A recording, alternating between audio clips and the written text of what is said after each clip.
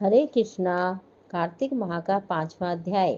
नारद जी कहने लगे कि हे ब्राह्मण, कार्तिक मास का कोई सुंदर व्रत कहिए। तब ब्रह्मा जी कहने लगे, हे पुत्र, विधिवत जो परम पवित्र और पाप नाशक व्रत है वह सौभाग्यवती स्त्री को अवश्य करना चाहिए।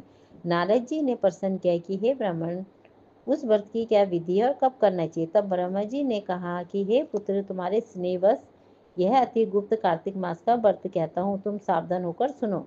अश्विनी शुक्ल पूर्णमासी को प्रातःकाल उठकर शौच आदि से निवृत्त होकर होकर दंत मंजन आदि करके नदी संगम कुंड घर में ही स्नान करें। व्रत के एक दिन पहले सिर न धोएं तथा व्रत वाले दिन विधि पूर्वक स्नान करके पवित्र मन से विधाता का स्मरण करके तथा व्रत का संकल्प करें और यह कहें कि जगत के कर्ता, आप मेरे पति की रक्षा कीजिए और मेरी संतान की वृद्धि करिए। मंत्र पढ़कर सूर्य को प्रणाम करें और सुंदर वस्त्र तथा आभूषण धारण करें और एक समय का भोजन करें।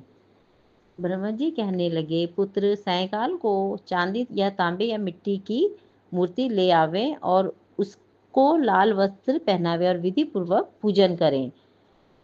और यह व्रत समस्त कामनाओं को पूर्ण करने वाला तथा ज्ञानी पुरुषों को मुक्ति देने वाला होता है। भगवान जब तप तथा तीर्थ स्थान से इतने प्रसन्न नहीं होते जितने इस व्रत से प्रसन्न होते हैं, और तथा इसके कई कुल बेखुन को प्राप्त हो जाते हैं। जो केसर तथा कस्तूरी सहित कपूर अर्पण करता है उसके कई वंश ब्रह्मलोक को प्राप्त होते हैं। जो स्त्री दिन व्रत वस्त्र का दान करती है वह कपड़ों के सूत के तारों की संख्या के बराबर करोड़ वर्ष तक वैकुंठ में वास करती है। जो गहने का दान करती है उसको ब्रह्मा लोक की प्राप्ति होती है। जो कोई इस कथा को पढ़ता अथवा सुनता है उसको अश्वमेध यज्ञ का फल प्राप्त होता है।